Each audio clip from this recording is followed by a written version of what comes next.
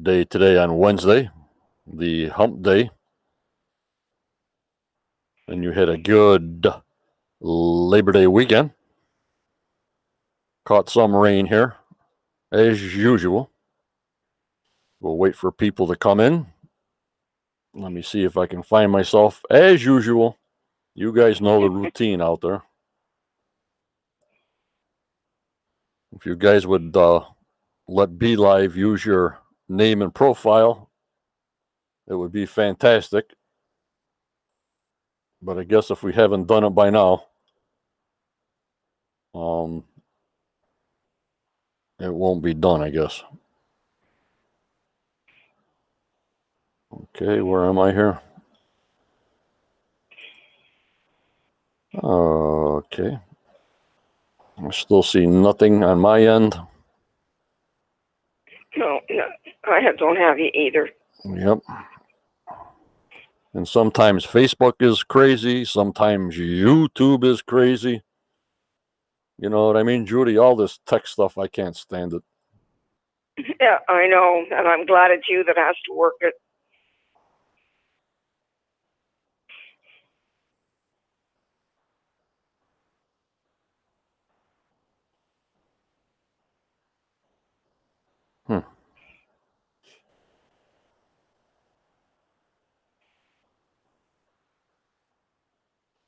And it just takes a while.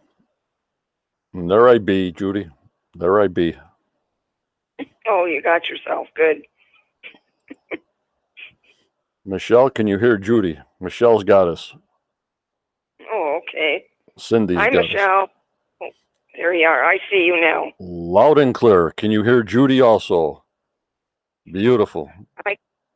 Good.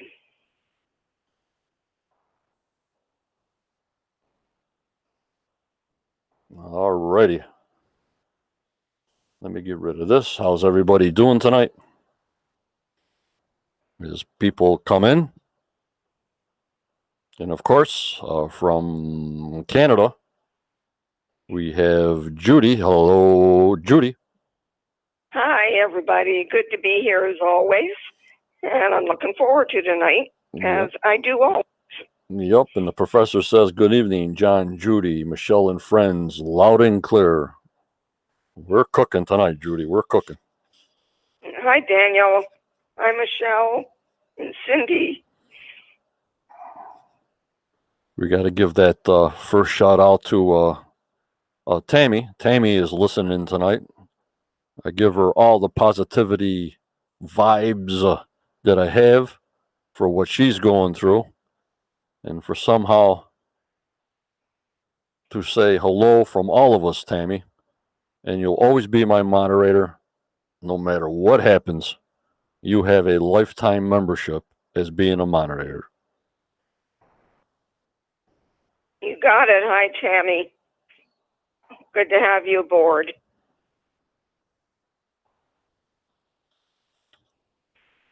As you know, Judy, I always got to start out my live broadcast with all the stuff that I have to say. For my QOOI YouTube supporters, for September 8th, 2021, we have a new soldier today, Judy. Oh, nice. Hello, Chris Dawn is in the house. His name is Mark M. He joined today, and I thank you so much, Mark M., for joining. Every little bit helps. I mean, if it's only 50 cents a week, if we can get a bunch of people like you to support us, support me, support the channel, it's fantastic, Judy. It's just fantastic. Yep, it helps a heck of a lot. Yep. Hello, Barbara Perry. Thank you so much for being here. Okay, I want to thank my YouTube supporters, my captains of Michelle, Sandollar, Barbara, Todd, Renee, our big Grand Master, Roxy, Mike, Annette. The other Annette, Jazz D, is Starlene and Wayne. And that extra support to Judy, and extra double support for Barbara and Daniel and Mike. You don't realize how much you guys really help me out. It's fantastic. My pleasure, and I think it is theirs too. Yep, and you're live, so I always tell you live. I thank you so much. You're welcome, John. And also, guys, we're really lacking on this Renee Tuttle contribution to anything that inspired you from Oak Island. So let's try to get something going before the season starts, at least. If something's inspiring you about the Oak Island and season 9 coming up. I know we got a lot of talented members in there. I'm not one of them. But if you got anything that you can make or show that the Oak Island show has inspired you, please send it to our Facebook group. And Renee will put it up in our album. And usually, if there's a lot to show new, Judy, I'll put it up on YouTube so the whole world can see. You know what I mean, Judy? Right. Yeah, it's always worth seeing all of it. Yep. And I want to thank my moderators, Tammy, Judy, Renee, Michelle, Daniel, Starlene. Our call-in number is 1-323-813-4135. That I'll have it scrolling, and that's when you can call in. Judy will get off the line. You text us in chat if you want to come on. One of my 5 moderators will see it, message me, or if I see it, we can go from there. I welcome all my Quest of Oak Island Facebook group members, my YouTube members, and all my listeners around the world. From the anchor host, Judy, it's going a little bit crazy on the listener side, so we're almost close to over 700 downloads for people listening to us on podcast radio, Judy. Wow, John, that's great news. Truly is.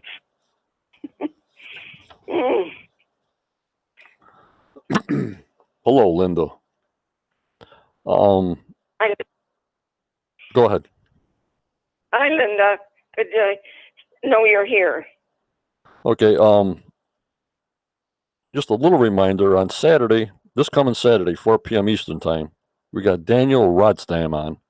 He was on season 2 about ciphers, about decoding the 90-foot stone. That's why we're going to talk about the 90-foot stone tonight. And he'll give us his take, how he breaks down the ciphers and his take on Oak Island, Saturday at 4 p.m. He's from Sweden, so there's a 6-hour difference, Judy. So our 4 o'clock, it's 10 p.m. for him. Right. Well, I think that'll work just fine. Michelle is having trouble picking us up now, I think. Okay. Thank you, John. Thanks for the consistent Oak Island coverage, John. Thank you, John, on the YouTube side. We really appreciate it.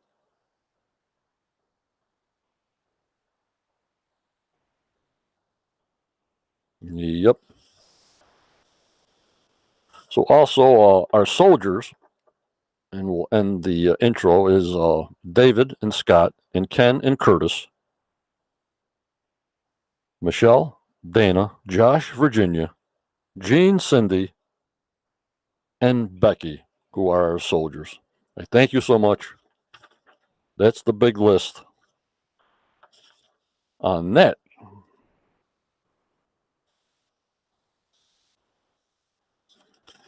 Alrighty. You guys ready for tonight? We'll have to need some cooperation. I mean, news is about the same as far as I see it, and I've heard. There's action on Oak Island. There's cranes on Oak Island. There's filming on Oak Island. So, Judy, we got cranes, action, and filming. Those 3 words are fantastic on September 8th. They are, and it looks darn interesting to me for sure, where they're digging and how they're digging. I think we're going to have a good year. Yep. And I also put up a past show promo for last year. Remember, I put it on there. It's last year. People obviously maybe think it's this year too, but I got to spell everything out. That we really didn't get any information about season 8 till October 14th of 2020. You know, when they showed us the gold thing in the promo. You see that, Judy? Yes, I did. And here we are in the first week of September getting a promo. Well, does that say anything to us, guys? What do you think? I'm wondering. I have heard that they found something, but I don't know if that's true. But you know what I mean, Judy? It's like, okay, did they want to start the hype earlier? But why? You know what I mean? Right. I wondered for a while if they were going to start the show earlier, but it doesn't look like they're going to do that. I don't know if they have so much content for a whole year like last year, but who knows? You know, they stayed in the swamp all year and gave us all kinds of episodes, and maybe they got 1,000 researchers we got to meet yet. Oh boy, John. Just what we need, 1,000 more to fill up the room. They're all welcome, but I'm just saying, you know, you only have so much show content. You know, the Money Pit, the swamp. They're not going to be in Smith's Cove. They'll probably finish up on Sam Ball's property. Right. And Barbara Perry. Yes, something good. They must have found something great. Well, in my mind, if you post something early, that means you got something to show. Only my own opinion on that. You know, Judy? Yes, and that's what I think. Because it is unusual for them to do that. So that's why I posted that link. Oh my God. The promo from last year, October 14th. And they gave us that promo last week, the first week of September. So, guys, if that means something, I have no idea. But I look at every little TikTok that I can find, and that just seemed weird to me. But the more the better. I mean, we got September, October. So another 6 or 7 weeks of you guys listening to me until we got some content in your synopsis, Judy. Oh, boy.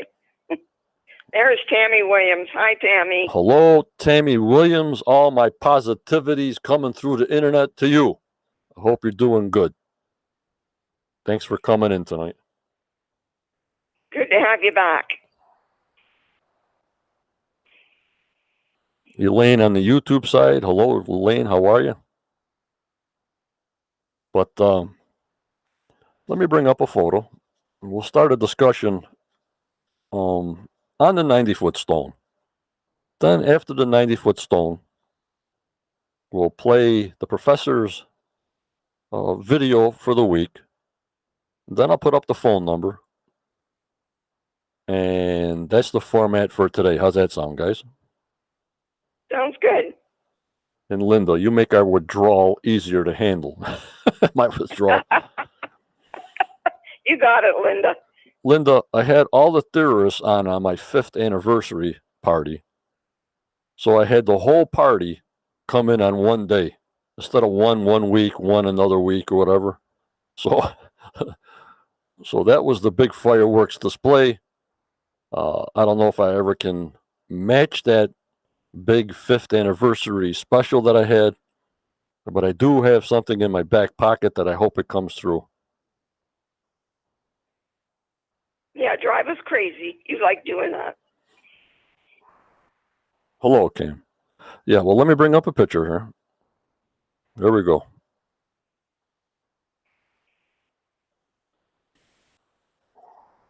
The good old 90-foot stone.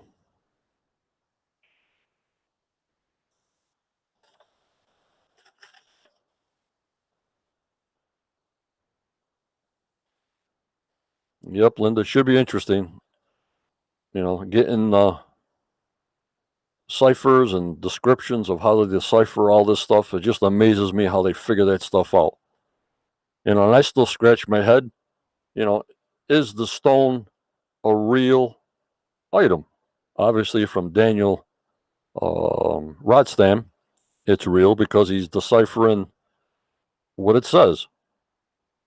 But there are many different theories about the meaning of the inscription on the 90-foot stone.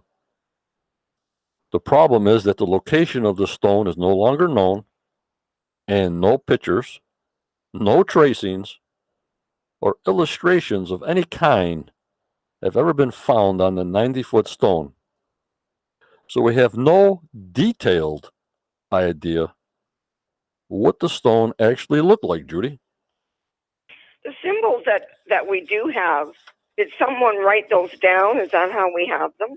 From memory, supposedly. Wow. But don't forget, Rick said, and I want to repeat, Rick said that the carvings were not deeply carved. They were either etched or lightly engraved. So these things weren't pounded in like the Egyptian letters. It was either etched or lightly engraved. Okay. And also, which got me crazy, is the stone was found face down. So if they were digging down 10 feet, 10 feet, 10 feet, the inscription, if so, was face down.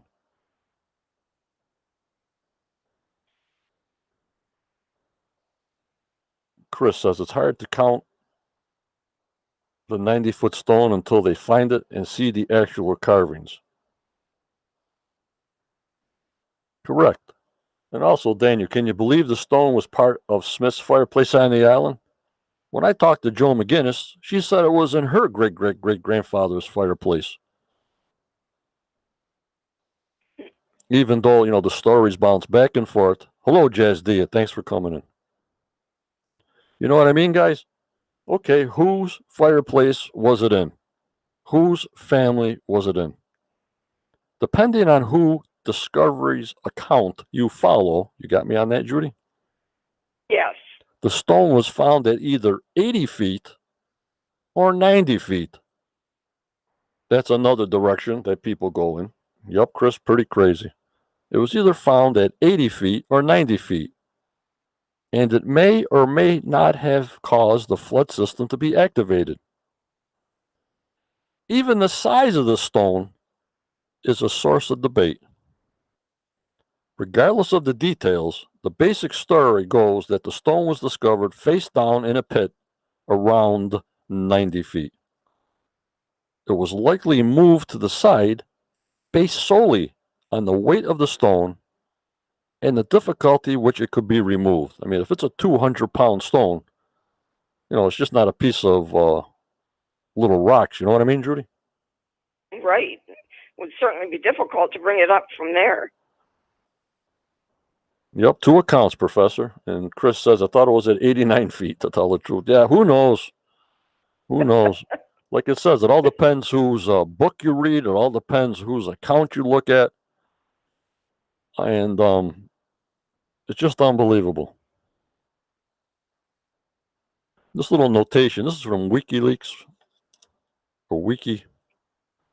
About 7 years after initial Money Pit discovery, Simon Lines of Onslow went to Chester and happening to stop with Mr. Vaughn. He was informed of what had taken place. He then agreed to get up a company, which he did, of about 25 to 30 men, and they commenced where they first left off and sunk the pit 93 feet, finding a mark every 10 feet. Some of them were charcoal, some putty, and one at 80 feet was a stone cut square, 2 feet long and about a foot thick, with several characters on it. The above account doesn't actually talk about when the stone was removed from the pit, but it's believed that the Onslow Company did remove it at some point, but did absolutely nothing to document it. And then this, Judy. I didn't know this. I learned something new every day, Judy. Yeah, I'm glad you do, because then you pass it on. The first public knowledge of the stone came in 1862. Imagine it. Wow. In a letter written by Macaulay, who was responding to criticisms on the treasure hunt being performed at the time on Oak Island. The local paper had written an article entitled The Oak Island Folly, into which Macaulay responded with his letter relating why those involved in the current attempt had faith in their endeavor. the stone was mentioned as one piece of evidence for their conviction. So, when we see Daniel Saturday, one of my questions are, how do you know for sure the stone is a real thing to decipher a real direction, Judy? Right. I'm anxious to hear his answer to that. Yeah, because he must know a lot more than I do on that subject, Right. Chris says supposedly there was an etching done by putting a piece of paper over it and scribbling over it. Yep. All right, let me get this other pictures up.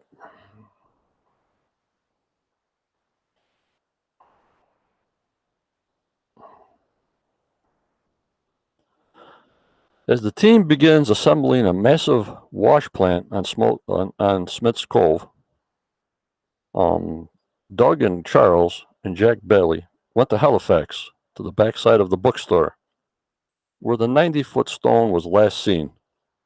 Now the home of Nova Scotia College of Art and Design, the team found what they believe is a legendary stone. According to the reports, the so-called 90-foot stone was taken to the city of Buck Binary, closed in 1919. The stone seemed to vanish without a trace. The city of Halifax, the team is exploring the basement of the building of the Oak Island's famous 90-foot stone, was last seen more than 100 years ago.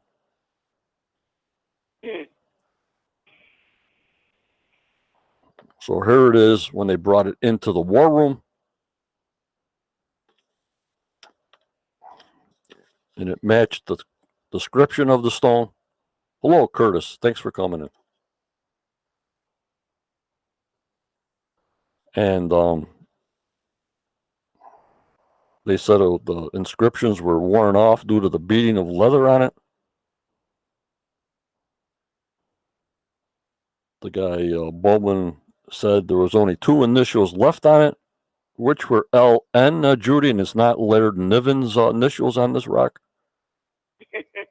I'm sure it's not. Right. And Doug said it's close to 200 pounds, flat on 2 sides, with rounded corners, 10 inches thick, 15 inches wide, and 2 feet long. That is the description of Captain Henry Bowman, who saw it firsthand.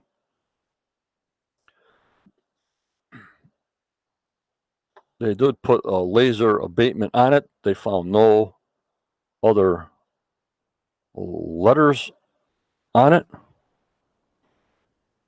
But here, instead of this, here it says in 1909, upon hearing reports that the 90-foot stone was on display in Halifax bookstore, Oak Island treasure hunter Captain Henry Bowman traveled there to see it firsthand.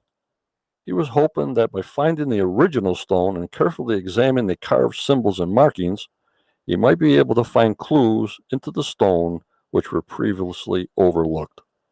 Unfortunately, when he arrived, he was horrified to discover that the stone has been used as a slab for beating and cutting leather, and that years of repeated blows from the bookbinder's hammer had left the inscriptions so damaged that it was almost completely torn away. The only carvings on the stone that Bowen could make out were the initials L and N. Now, this is in 1909, Judy. Wow. So nothing similar to the symbols had earlier been reported. Bowden left the book binary both disappointed and empty-handed. Now, if you're going into the book binary and Doug finds this kind of boulder in the bottom of the binary, do you have these big kinds of boulders in regular stores? No. You know what I mean? Right. I think it's the right one. Yep. Maybe not the original enciphered inscription 90-foot stone, but what he saw in 1909, in my opinion, this is the stone. Right. I agree. Do you guys agree with me? I do. Daniel says there are some that say the letters L-I-V are on the stone. All right, we'll be getting there. A couple of pictures ahead of you. Oh, okay. But it's just strange.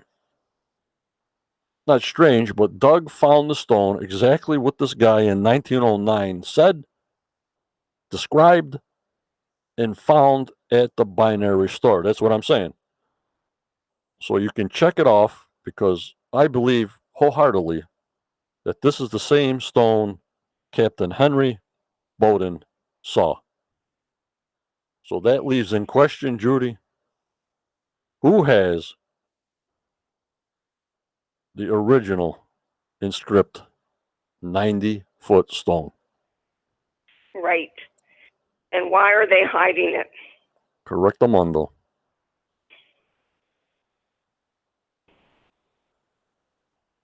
And I think they also said this stone is not from their area. I guess they tested it around for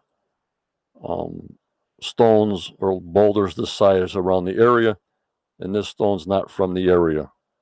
I forgot to snapshot it, but it's not from the island, so. Yep, Kathy. Some guy at Dan Blankenship's funeral told Rick he thought he saw the 90-foot stone, and they dug it up. Of course, they got to chase the leads, and they found nothing there. Remember, Judy? They had that little program. Right. Yeah, that was disappointing. Hi, Bill. Thanks for coming in. But this is what he saw in 1909. This is what we saw. And I agree with them, Judy. Yes, I do too. Not a native stone to the area. When I find that description, Michelle, I will put it up. And of course, they put like the stone scanner on there looking for any kind of things that are invisible to the eye, Judy, and they came up 0. Right, couldn't see anything. And there's, if you can see the initials up there, LM or LIV. Of all initials, why are these deeper than the rest? You know what I mean? Right. Boy, they do look like some of the symbols, don't they? Looks like a regular L. Could be IV or N. I see that. And Linda says, could it be at the McGinnis Foundation and nobody knows? I don't know, but if it's an item that you need to draw in investors and say, hey, look, we need funds, we need investment to dig here and dig there. Look, the stone. This is what sort of the description says at the time. That would be a valuable piece for the island, Judy? Right, it sure would. Be great to get a hold of it. Go down 40 feet, 2 million pounds are buried. And there's other inscriptions, meetings that we'll know about Saturday. But that's all you hear about. Once you hear about the money pit, Judy, what's the next thing we always hear about?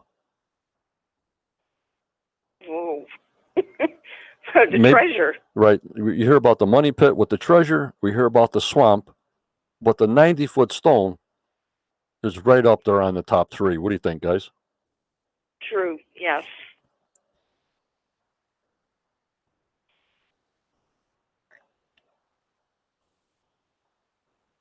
Yup, Jason. When I read the 1939 article from Popular Science, like Michelle knows, 4 p.m. Eastern time, Tammy, 4 p.m. Eastern time Saturday. He's in Sweden, so we got a 6-hour push ahead, so we got to come in on 4 o'clock Eastern time Saturday.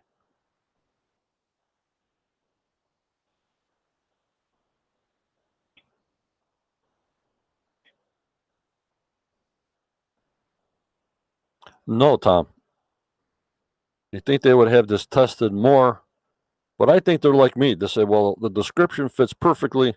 This is the boulder that the guy saw in 1909 because everything fit into place. They look for any kind of inscriptions, couldn't find anything. And I guess that was the end of that. You know what I mean, Tom? And Chris Dona, Lewis the Fourth. Uh-oh. The Starman.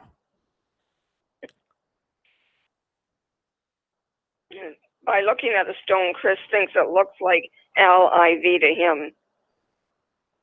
So he's wondering about Louis the Fourth.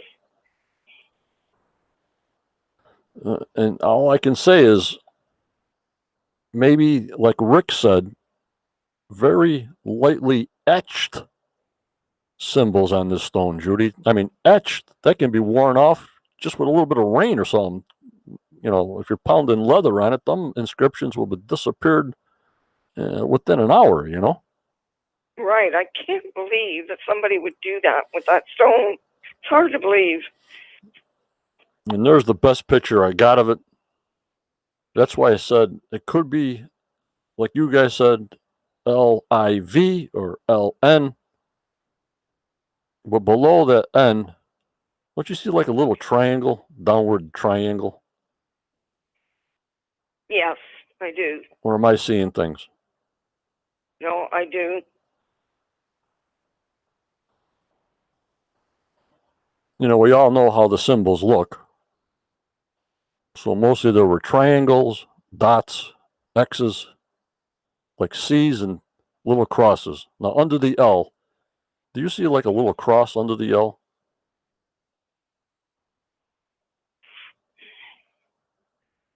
That could be a shadow. But I'm not sure, John. yeah, but I'm saying they looked at this thing with a fine magnifying glass or whatever testing they did, and they saw nothing.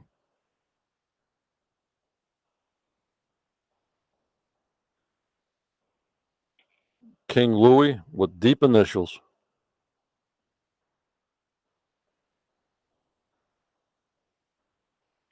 Jason says LIV is 54 in Roman numerals. And I'm wondering, Daniel, is that any of Bacon's numbers? And Chris says maybe there's an X between the L and the I. Well, Chris, well, they would have noticed this right off the bat. I mean, if Laird's looking at this and they got it on hand there. But I sort of see X's, but then if you're pounding things with a hammer, it will make all kinds of marks. You know what I mean, guys? Right.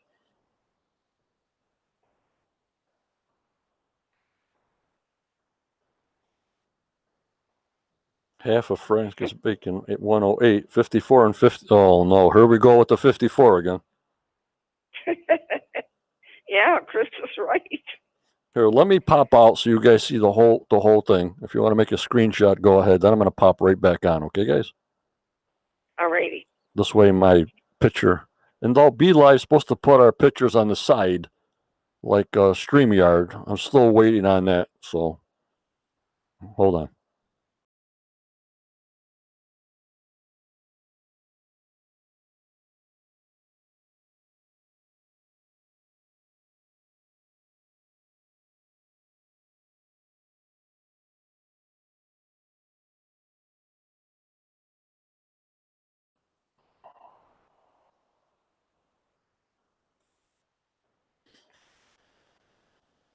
Elaine, just a thought.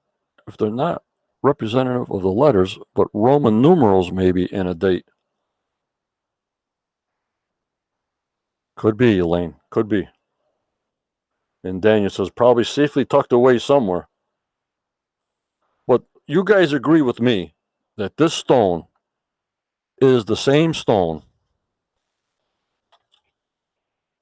that Captain Harry Bowman traveled to see firsthand in 1909. Is that a yes or a no? Wow. I do not know the answer to that. I don't think it's the same stone.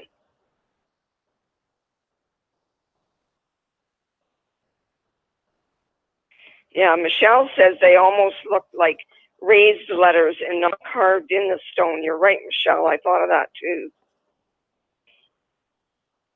Right, Daniel. Yes, but not the original stone. Correcto. Like a replacement. Okay, I agree. You know, like to throw us off. Well, I got the real one, but here, have this one to throw you off the track.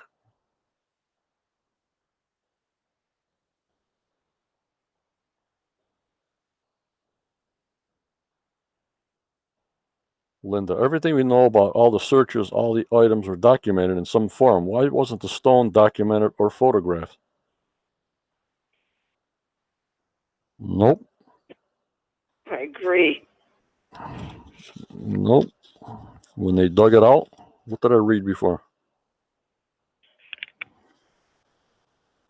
It's believed that the Onslow Company did remove it at some point. Where they put it, no idea, but did not do anything to document it. I talked to Joe McGinnis. She says it's in her great, great, great, great grandfather's fireplace. And then if you talk to the Smiths, it's in the Smiths' fireplace, the original one. And after that, this replacement, whatever they did, the switcheroo, went there. That's all I can think of. What do you guys think? Yeah, somebody did something. Michelle says it could be a negative image of the original stone. Hello, Mark, and thanks for joining and supporting me and my group. I don't know if you were in earlier. I thank you so much for joining. And Mark says, who owned the bookstore, and is there any connection to the Freemasons? Pounding leather would guess would be an attempt to erase it.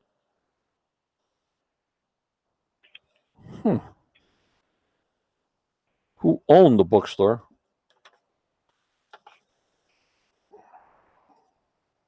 If they were Masons, you know what I mean, Judy? Good call, right. Mark. And there was, one of our members today put online that a friend of hers found her husband's Masonic book after he died, and the symbols in that book match what's on the stone.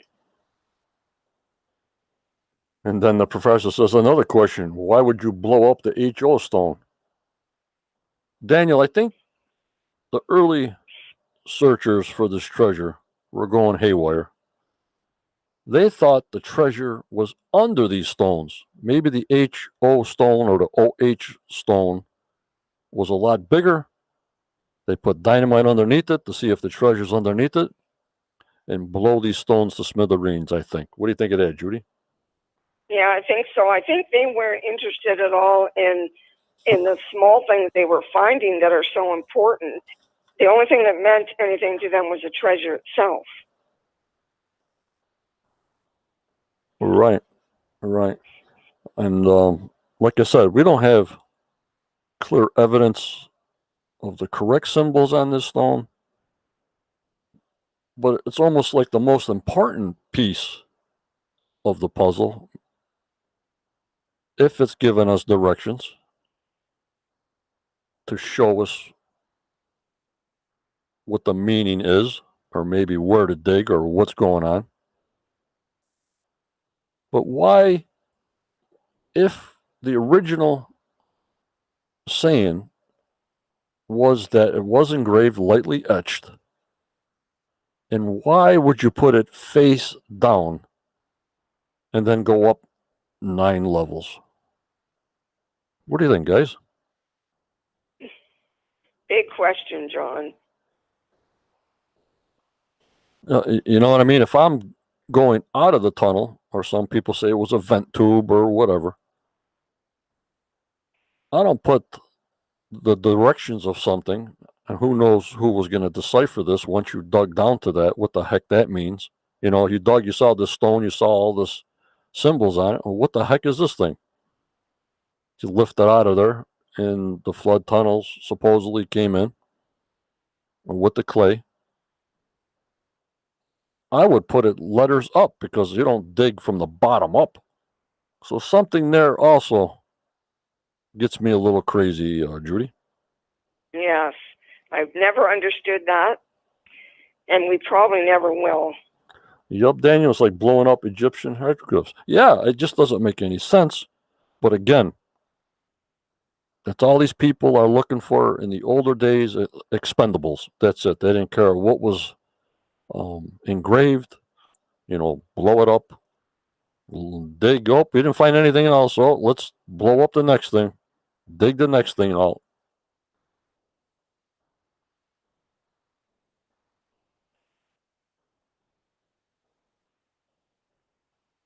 Yup, Jason. But we haven't heard anything more about this stone.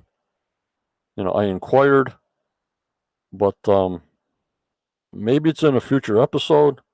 But I think they sort of chalked it off when they compared everything to the bookstore to what he saw in 1909 and just moved on. You know what I mean, Judy? Yeah, I think they've pretty much given up on it, unless it were to just suddenly show up. And it's too bad, but they got to stop at some point. And Jake Roberts is in the house. I don't believe it's the 90-foot stone. Nope, it's a replacement. The original one is somewhere, no doubt, if it's real. And imagine if that thing ever showed up, guys. How much would that be worth to the History Channel? Whoa, a lot. So, guys, let's go stone hunting.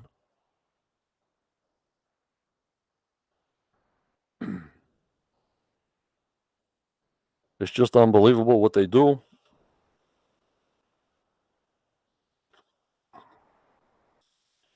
And but at least we can put an X on it that it does match what they saw in 1909. I mean, we don't really get a lot of matches. I mean, we see Chapel's Vault and everything like that, but after all the stories of this supposedly 90-foot stone at the binary, I think we can check it off as it's not the 90-foot stone, just a replacement. Okay, guys? Yes, I think so. Ray D. The real one is in the Vatican vault. Oh, how would we like to go into there, Ray D? Oh boy. All the secrets in there. That's a whole new ballpark.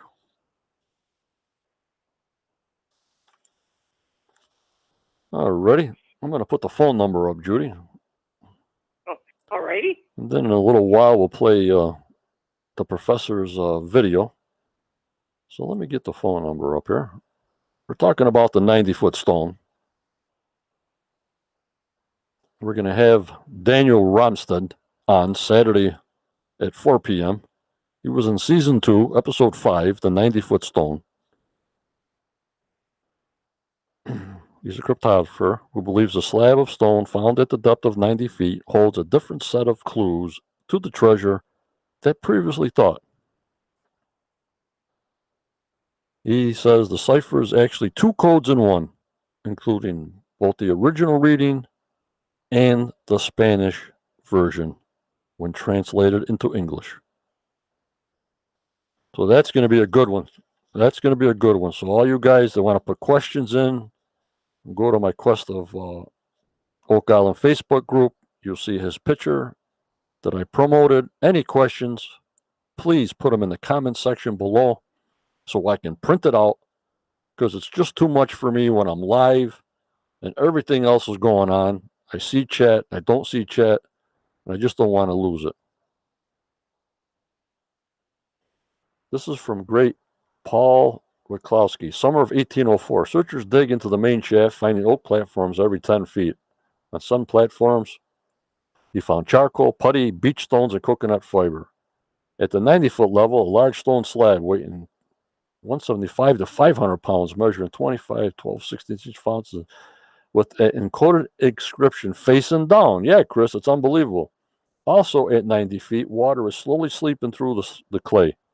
At the 93-foot level, the ground is probed with an iron bar. At 98 feet, it strikes another wooden platform. At 98 feet, it strikes another wood platform. The first not at the 10-foot spacing. The extent of the wood is bounded by the sides of the pit. And yeah, Professor, if you were making up symbols, wouldn't you use something completely unrecognizable? I mean, how do they think people would read this code?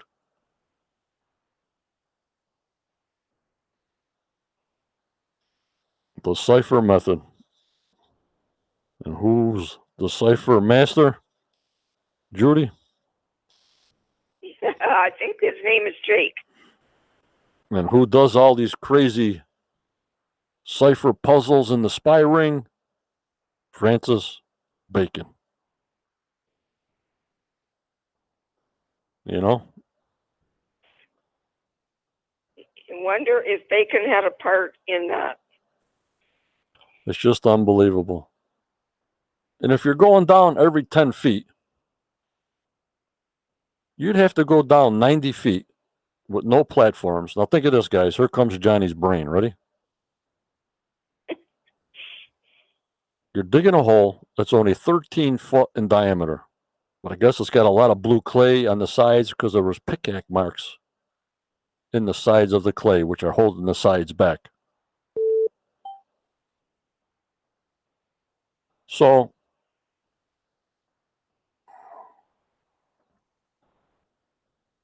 you'd have to have a 90-foot shaft to carry this 200 to 500 pound stone slab, no? Right. Right. How do you get this 175 to 500 foot stone in there? You know what I mean, Judy? Yes. Yeah, I can't figure that out either.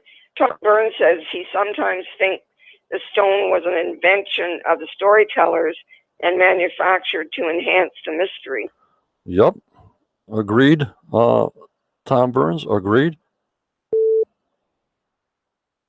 I think somebody's trying to call in. If anybody wants to try to call in, please give us a notice in the chat.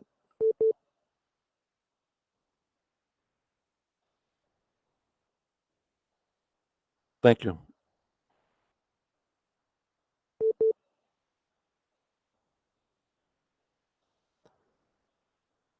All right. I can just hang, John, if you want. We'll try one more. Like I told him in the chat, because I only can hold one phone call at a time.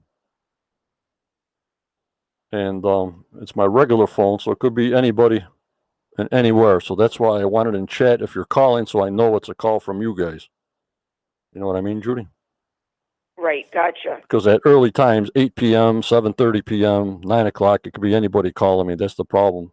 I probably need a separate phone just for our Quest page, but then that's another expense, you know? Right, and you don't need that. No, so I'm just saying, how would you get this multi-100-pound stone in place and then go up every 10 feet? Jake, that was you trying to call?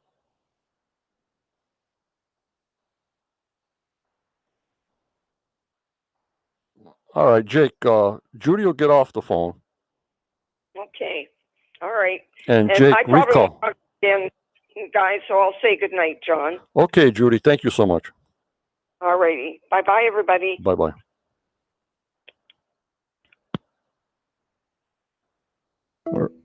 Okay, Jake, the phone lines are open. I hear you, Tammy.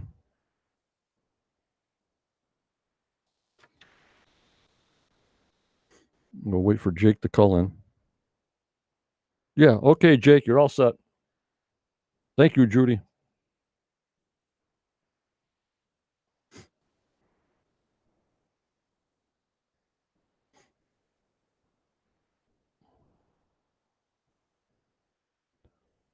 But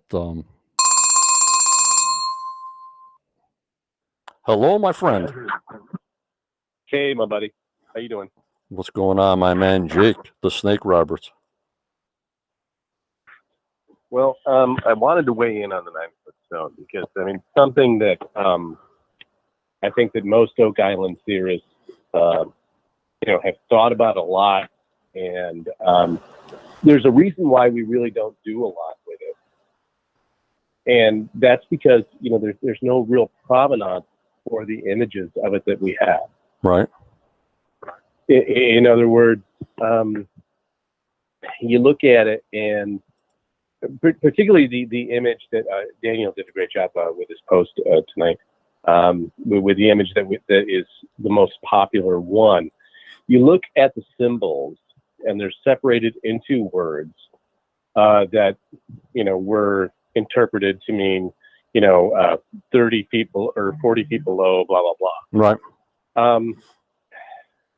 The problem is if you're going to actually inscribe an encryption, a cipher, the last thing you're going to do is that's the image chat. Yeah.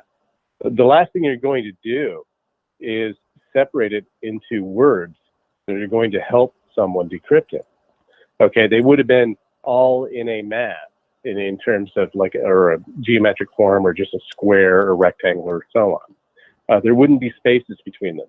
Okay, because that actually allows someone to a cryptanalyst like myself, look at it and figure out what four-lettered word would have, for example, that second word or set of images. What four-lettered word would have that combination? So that's why the double dots would be E's and so on. And so that, in my mind, raised a red flag in terms of the story of that decryption. I felt that was just a ruse. Okay. That was something to kind of, distract people from what was really going on there in Oak Island. The other thing is, we don't have, like I said, provenance, the idea of being able to trace step by step, connecting all of the dots the way Rick always says. Right. These images that we have to the actual object, and then the stone that was found in the bookstore. Yep. I don't know. I that's very suspect. It doesn't even look like the description of the original stone. Right. And I'm saying that is if the stone actually existed. So without the physical stone and without being able to connect all of the dots, any kind of cryptanalysis of these symbols, I think, is very, very suspect. And furthermore, looking at the image that you have up on the screen right now, if I were trying to decrypt this, I would objectively say that the number of symbols that appear in this script, it's not enough to be able to do a frequency analysis of it to determine which characters are what letters and so on. There's not enough there in order to decrypt it coldly, I don't think. But that's just my opinion. I wanted to weigh in on that because I think it's an important thing because the 40-foot stone is such sort of an icon of the story and the mythos. Right, and that's why I brought it up. That's why I brought it up, Jake. It's like we don't hear anything but like the folklore stories of the 90-foot stone. Nothing in solid, Exactly. no photographs. But then people this is a supposed etching. This is a supposed this. This is a supposed that. But it's such an original item of the money pit. We hear money pit, then boom, we hear the 90-foot stone and what it said, or it was an 80-foot. But did you see any kind of bacon relationship to any of these symbols at all, or is just somebody just put these things on there just randomly, or it's just a ruse? I honestly, there's nothing bacon related here. But what I can say is that I have always suspected that it was some kind of ruse. simply because the whole story of the Money Pit is a modern, like, the last time I was on your show, I mentioned, the legend of the three sojourners, and this story from the Book of Enoch is a major part of the Royal Arch degree of Freemasonry, and in my mind, it was just a representation, a retelling of that story in such a way that people would look at it and say, okay, there's something significant going on in this island, and it goes back to the roots of Freemasonry. But the story itself and the stone, I think, are a ruse for sure. Well, I like that, Jake, because as you know, I'm going to have this guy Daniel Rodstam on Saturday. Yeah. And he was on season 2, and he's like you with that cryptology and figuring things out. And he also ties in with Francis Bacon again. So it's going to be great to even, I'll tell him about you, or if you want to show up or whatever, to see what he says, because everybody has their own story and their own determination. You know what I mean? Absolutely. Absolutely. And I'm really excited to hear what he has to say, because, like I said, I remember his appearance on season 2. Yep. And of course, it piqued my interest because of cryptography and Bacon. Yeah. All the rest of it that I'm into. And so I'm really interested to see what he has to say. But like I said, in my humble opinion, I think that the whole story is a bit of a red herring. Right, because when I first heard this and saw that, and for investment reasons, and that time of day, I mean, you think money is tough now. You know how tough money was to get to dig a hole on an island in 1806. You know what I mean? Oh my God. Yeah, absolutely. And John, the other thing too, and you really just raised the important point, was the fact that you had people trying to raise money, and it would be nothing for someone to create a facsimile of the alleged stone that no one has seen, or has, there's no real description of it, that kind of a thing, and there's no drawing of it other than the one that appeared in the bookstore. And so if I had a bookstore and I was trying to raise money for an exploration, it makes sense that you would just create, your own version of it and display it and say, here it is. Yep. It's just unbelievable. And I just thought it was kind of weird that they show something like this there, and it's a big part of the whole puzzle, and everybody deciphers it in their own little way, but yet we hear about it all the time.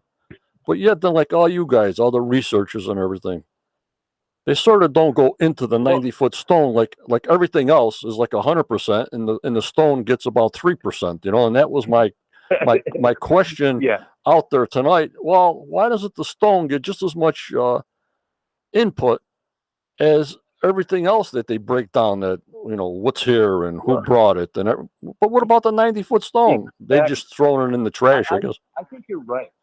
Yeah, I think you're right, John, because it does get like 3%, but that's a part of the mythos, and it's a part of the allure of the allure of the show, I think, and that's how they use it on the show. Okay, we have to remember that there are two different things going on here. We have a television show, but then we actually have a legitimate treasure search. Correct. There's a treasure hunt, and these are two different things.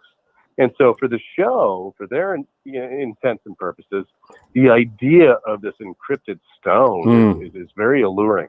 Great promo. It gets a mention. Yeah, it gets a mention once in a while.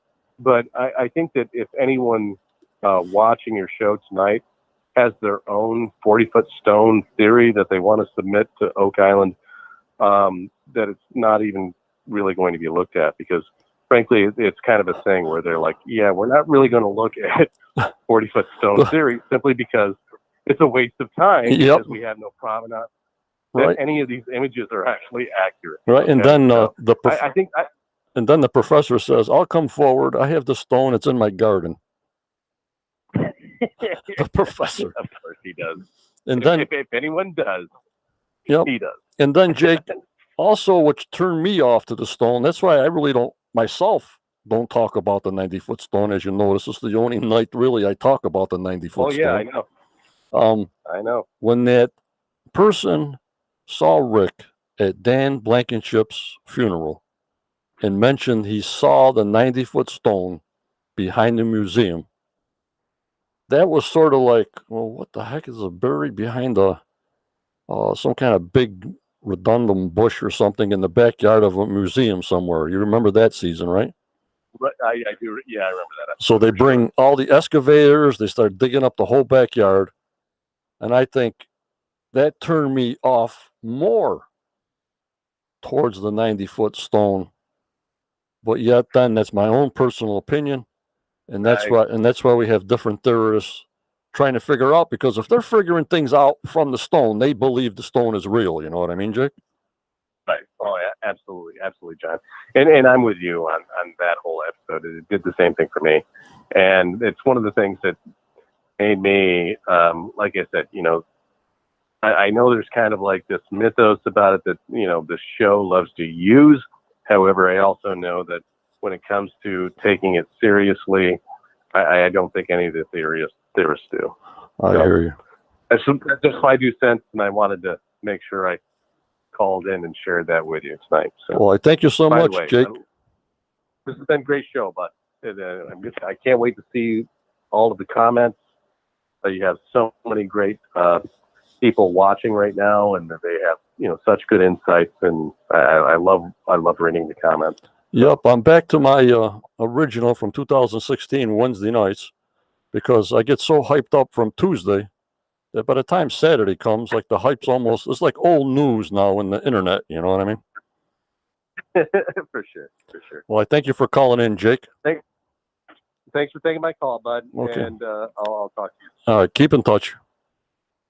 All right, good night. All right, bye-bye. Well, that was Jake Roberts.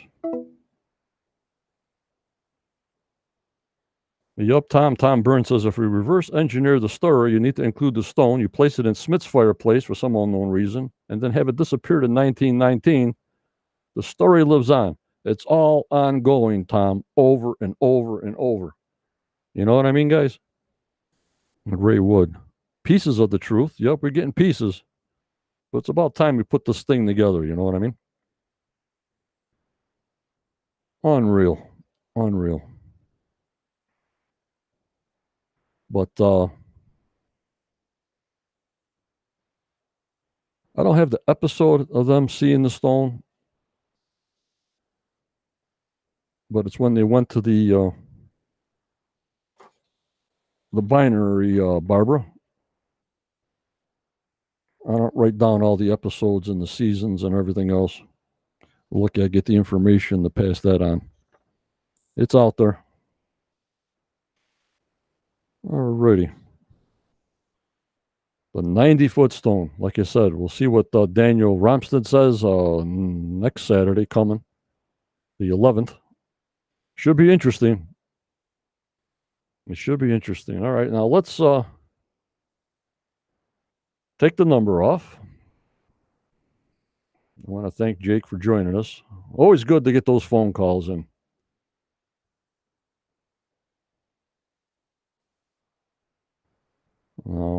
We have a couple of people who joined the Quest Colors today. I got to bring them up. Joining the Quest Colors today are Chris, the Starman Dona. I always thank him for all his input and all his information. Fantastic, Chris. You officially, like the rest, earned your colors, and I thank you.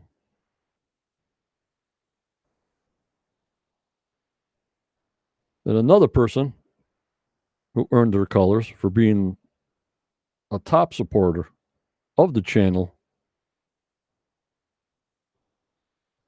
is Barbara. We finally got about 3 women's V-neck Quest of Oak Island custom T-shirts for women. And Barbara knows I appreciate her a ton, just like the rest, Judy, Starlene, and everything. But she's an extra supporter. And this place doesn't run without these people supporting me. And I thank you, Barbara, for earning your colors for the Quest of Oak Island. I wish I could do more for you guys, but I do the best I can. I thank you, Barbara.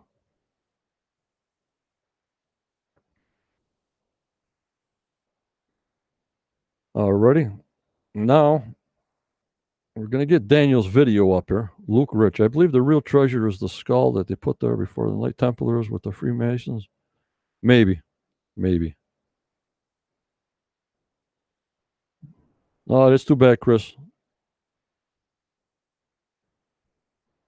It'll always be on, you know that.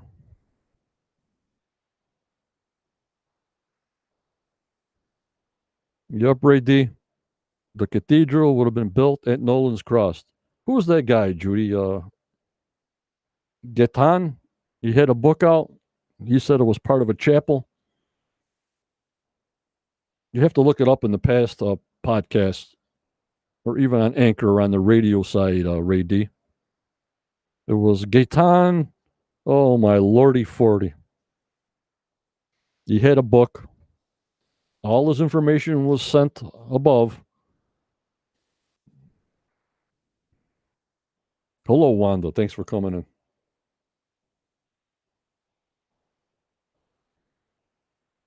in. Let's get the professor's video up here. Oh my God, I've been on for 70 minutes. I hope everybody's having a good time. All right, let me set this up. It's about an 11-minute video from Daniel, so the thousands of people on the radio side see it, and the people on our Facebook group can see it. The people that don't come to YouTube, but just stay on Facebook, it's for all to see. Also, you go to the professor's YouTube channel, Daniel Spino, Quest of the Oak Island Historian Writer. Give him a like, give him a sub, and even subscribe to my channel also if you can, if you haven't already, and I thank you if you did already. All right, let me set this up, and we'll see you in about 10 minutes.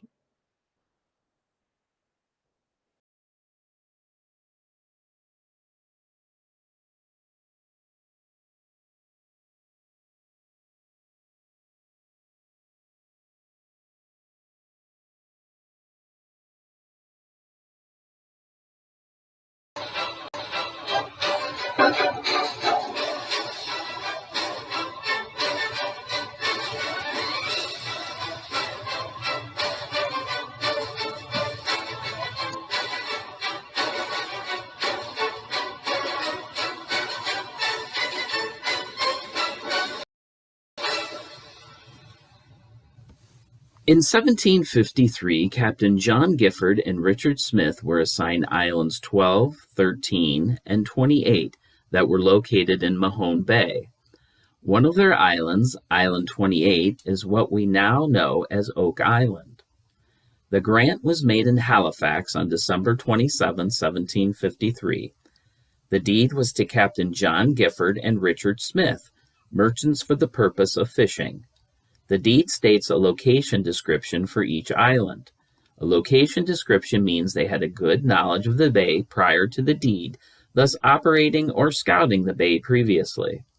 Captain Gifford can be placed in the area at that time. It indicates that he was a merchant trader. The speculation has been they were from New York. After the 1752 peace deal with the Micmac of Le Havre, many New York-based companies were formed to fish in the area. Gifford would act as a consultant for others. From the document titled A List of Islands in Mahone Bay, we see Island 16 was granted to a New York company for fishing. Gifford's activities are noted here. The Halifax Gazette, Saturday, May 4th. This week arrived at Lunenburg from New York Messrs. Smith and Gifford, who, as we are informed, have brought with them several fishermen and a large quantity of stores, as they intend to carry on a fishery and cultivate land in Mahone Bay. This confirms a return to the area in 1754, as does this regarding Captain Gifford specifically. Another article gives further information. February 19, 1754, the Pennsylvania Gazette, New York, February 11th. By Captain Gifford from Halifax, we have the following intelligence: that the day he arrived there, Colonel Monckton, with 2 sloops and 300 soldiers on board, convoyed by 2 or His Majesty's snows of war, were dispatched to Lunenburg, a place about 15 leagues west from Halifax, to quell a small insurrection of the German settlers there, where they soon arrived and found the place in a very great disorder. Captain Gifford sailed from Halifax the 8th, but the wind coming to the southeast, he put in the Lunenburg the next day, where the commander of the garrison gave him the following account and reasons for the late disturbance they had there. The French, ever studious for the welfare of Great Britain, it seems got one Huffman to infuse notions into the Germans' heads that they were still used, and that the King of England not only allowed them 3 years' provisions, but clothes as well, and that they were deprived of many privileges pertinent to British subjects, which could make appear by letters from England. They often solicited for copies of those letters, but for various pretenses were as often denied, which so enraged them that they seized Huffman, and notwithstanding all the commander of the place could do to the contrary, confined him, and by torturing him, made him confess things for truth which never entered into the thoughts of the gentleman he accused, which obliged him to seek protection in the fort.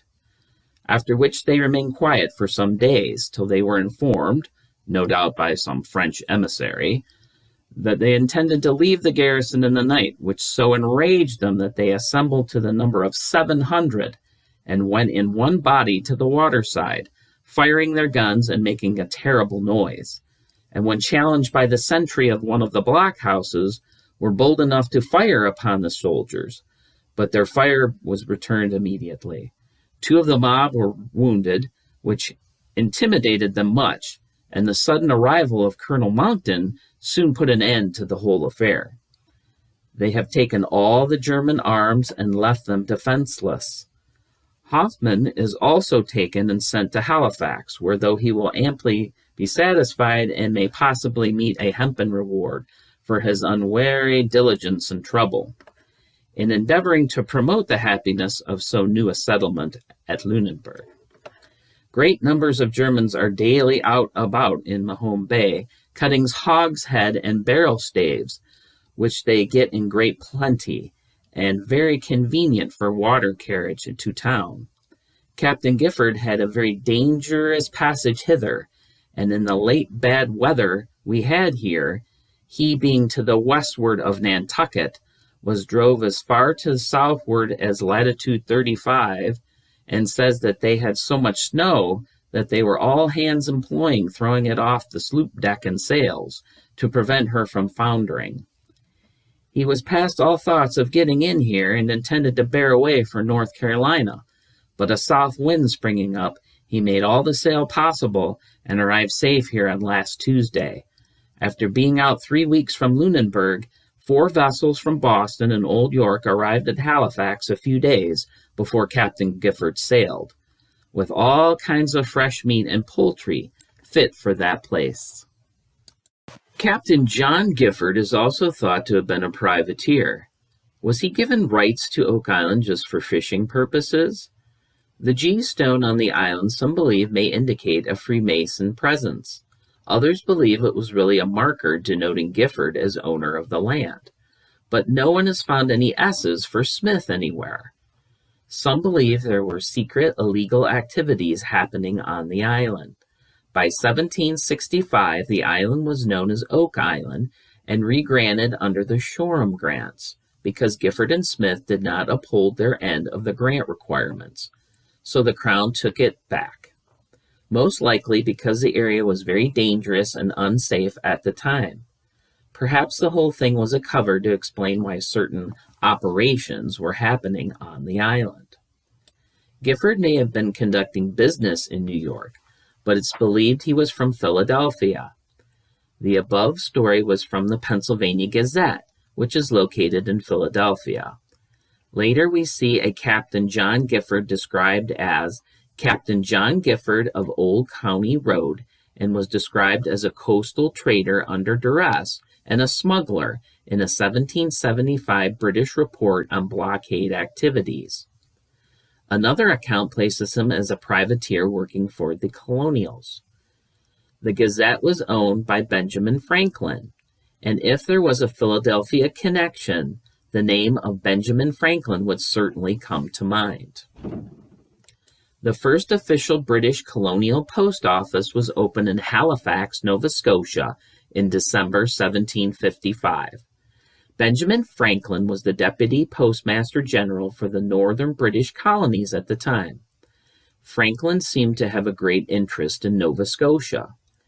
In 1760, near the end of the French and Indian War, England was considering giving Canada to the French and taking possession of France's West Indies island of Guadeloupe. Franklin published a pamphlet titled The Interest of Great Britain Considered with Regard to Her Colonies and Acquisitions of Canada and Guadeloupe, which Franklin argued for the strategic importance of England maintaining possession of Canada. In 1763, he proposed that both Canada and Nova Scotia be ceded by England to the colonies.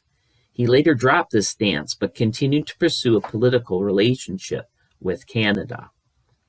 Franklin owned 2,000 acres in Nova Scotia associated with the Philadelphia Grant.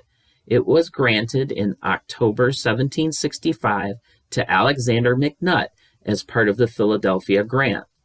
Franklin petitioned the Privy Council in 1766 for a grant in his own name for 20,000 acres, wherever he or his agent might choose in Nova Scotia. This was approved, but with 7 stipulations.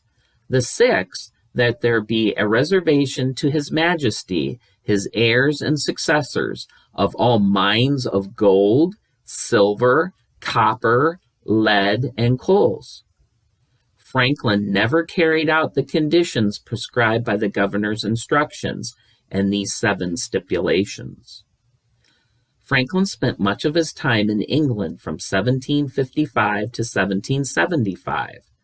We know that Franklin was a prominent Freemason for most of his life and held the position of Grand Master. Was Benjamin Franklin also a Rosicrucian? He was a member of the Royal Society and was friends with Thomas Anson, Francis Dashwood, and John Montague, all members of the Society.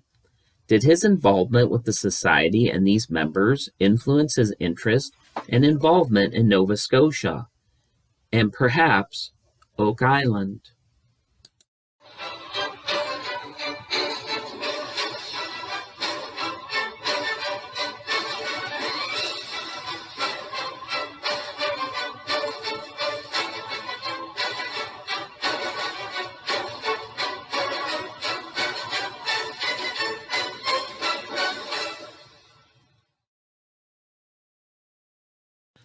Please join Quest of Oak Island Facebook group and subscribe to Quest of Oak Island podcast on YouTube for more information.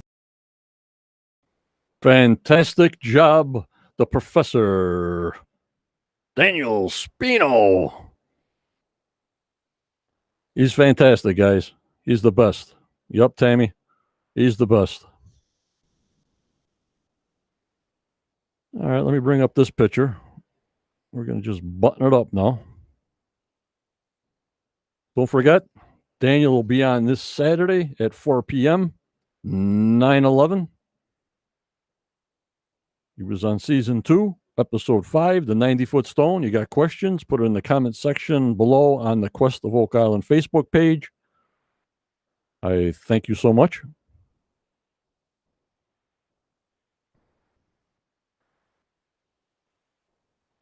you for all you people that came in tonight. Thanks for joining me. We're getting closer to November. I hope they start the show again the first week or second week in November, season 9. We know what's happening. We know they're filming. We know they're digging. That's a plus. You know what I mean, guys? That's a plus. But remember, always go forward. You may get a setback, but just believe in yourself to reach your goals. But never give up. You be kind. You keep smiling. You stay strong. You stay safe. You stay positive, guys, in my group. And in life, if you can. Thank you, members, for joining me tonight. We'll see you Saturday at 4 p.m. Eastern Time. Take care. Good night. Adios. Bye-bye.